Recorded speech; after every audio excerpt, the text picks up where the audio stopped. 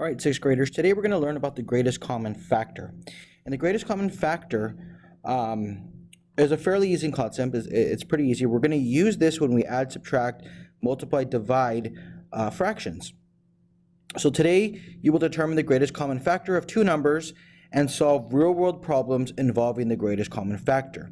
Now this problem comes up all the time. I use greatest common factor when organizing our classroom, when we're creating groups and stuff like that. So first of all, what is the greatest common factor? Well, I went to our video, and greatest common factor basically is, if we look at these little images here, are the factor that they have in common, that two numbers have in common. So it's the factor, and you're copying this down, that two numbers have in common. It could be more than two numbers. It's usually two. As you move on, it will get a little bit more. How do I find the greatest common factor? The easiest way is to list all of the factors. And I'll talk about what factors are. I'm pretty sure you remember what a factor is. List the factors. And I usually do it with a little T chart. And so I'll put a T chart is what I do it with. Okay, what is a factor? A factor are it's a multiplication. So it's multiplication. And for example, 2 times 3 equals 6. The 2 and the 3 are factors. And we'll talk about this a little bit more. You might have learned it in 5th grade. The 2 and 3 are factors. Now, if I had 4 times 6 equals 24, well, the factors would be the 4 and the 6. So now let's look at a real-world problem. A florist is a person who makes flowers. So a florist makes bouquets, and bouquets are the big arrangements of flowers. And I'm just annotating it. Arrangements of flowers.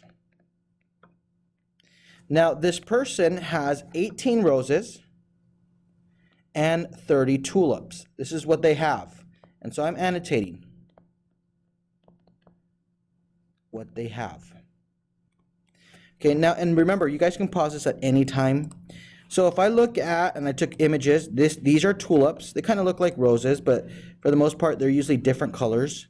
But these are tulips. So you have 30 tulips, and then these are roses. And what you want to do is you want to create a bouquet that has an equal amount of tulips and roses. And so all the bouquets include both tulips and roses. So all of the arrangements contain tulips and roses. All bouquets are identical, means they're the same. So I'm going to come up here and I'm going to write same. And all the flowers are used, same amount in each.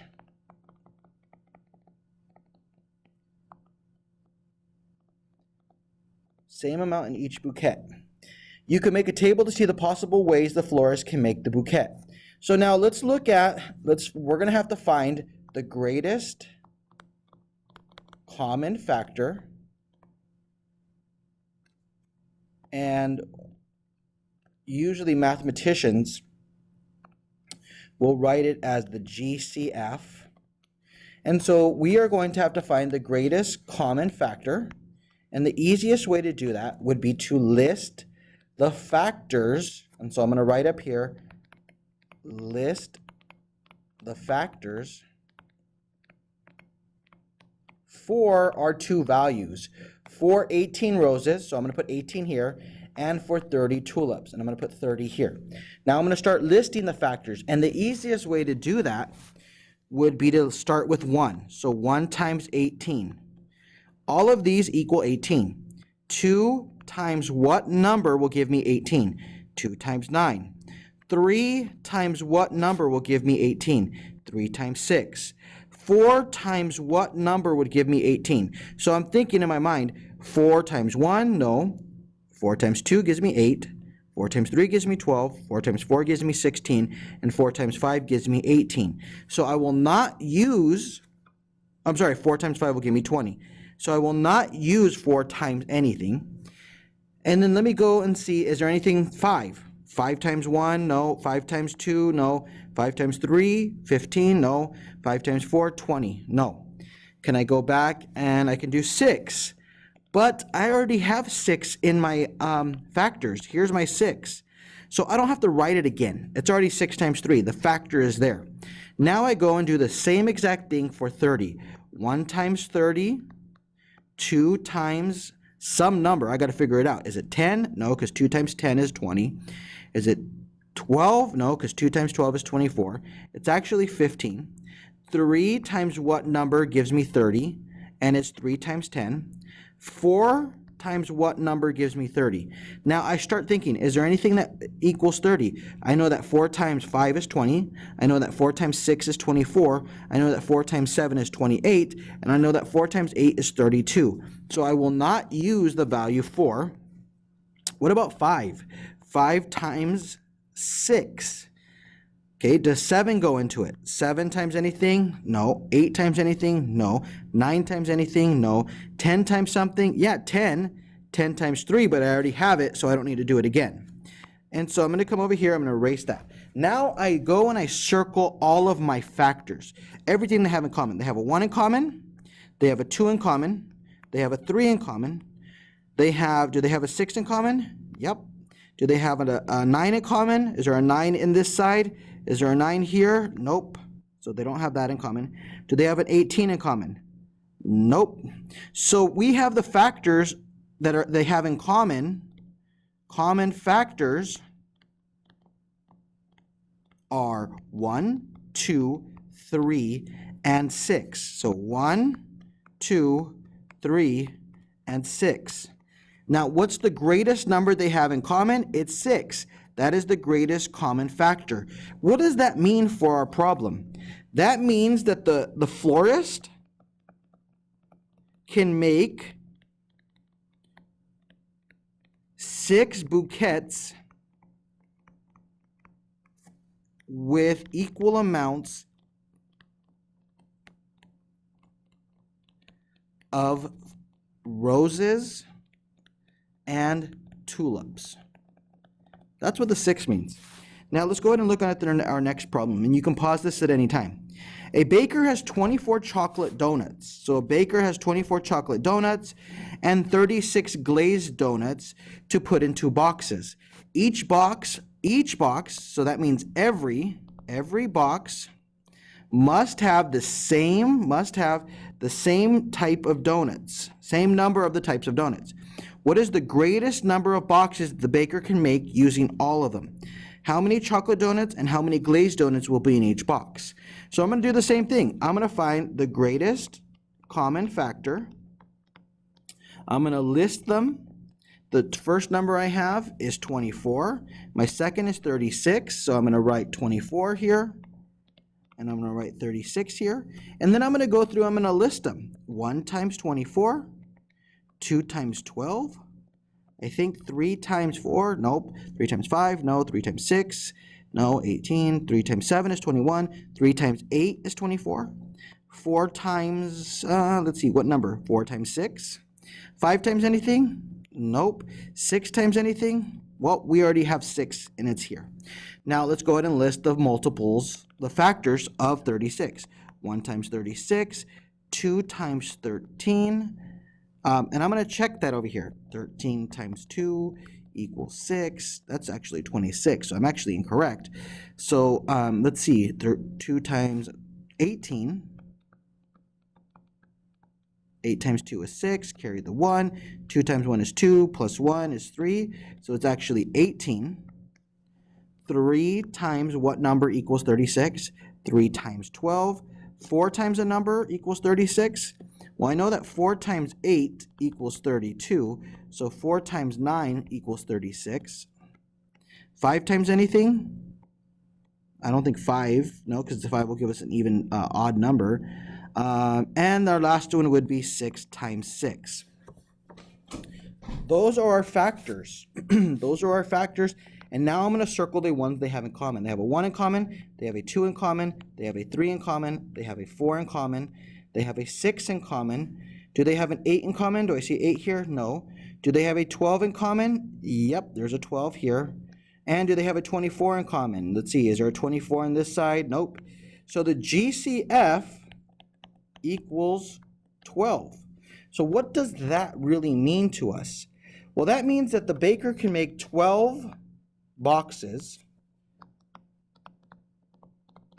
okay, 12 boxes, and remember, the baker has 24 chocolate and 36 glazed.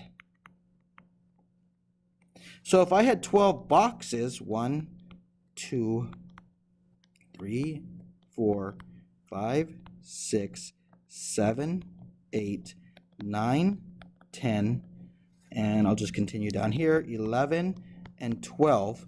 What you basically would do is take the chocolate and divide them up. So I'm going to put chocolate, chocolate, chocolate, chocolate, chocolate, chocolate, chocolate, chocolate, chocolate, chocolate in each box. How many chocolates do I have in there? 2, 4, 6, 8, 10, 12, 14, 16, 18, 20, 22, 24. So we're done with chocolate. And now 36 glazed, and I'm just going to put glazed as G. So 1, 2, 3, 1, 2, 3, 1, 2, 3, 1, 2, 3, 1, 2, 3, glazed, glazed, glazed, glazed, glazed, glazed, glazed, glazed. And these are G for glazed. G, G, G, G, G, and G. I know it looks like a 6. So each box would have 2 chocolate and 3 glazed. So that's what it means. More likely than not, you're going to see the problem look like this. Find the GCF of 14 and 35. So now when you see that, it's basically 14 and 35. Pretty simple. We do 1 times 14, 2 times 7. I'm trying to think. 3 times a number? No. 4 times a number? So I'm going to say 3 times something? No. 4 times something? No. 5 times something? No. 6 times something will give me 14? Nope. 7 times 2, we already have my 7 here, okay? And now if I go on the other side, I'm going to do 1 times 35, 2 times something, I'm trying to think, 2 times something, no, 3 times something, no, 4, no, 5, yeah, 5 times 7. 6 times something, no, 7 times something, yes, and 7 times 5. So our factors that we have in common are 1, 2, and 7. So our GCF would equal 7. Now I want you to go and check for your understanding. I want you to solve these. Remember, we're going like this, 20 and 28. I want you to do number 2. Okay, this is a word problem. I want you to do number guided practice 1, 2, and 3. And then when we get to the independent work, I've actually added it to this so you don't have to go to your Go Math notebook or Go Math book. So it's all here. You're going to turn it all in. You're going to list the factors. So, for example, it's 1 times 12, 2 times 6, 3 times 4, and that's it for those. Here, you're going to actually solve on a separate sheet of paper. And then you're just going to put the answer here. And then we have 19, 20, 21, and 22. Take your time, work together on this. This is independent practice, but it could also be collaborative if you want it to work. Okay, go ahead and get started.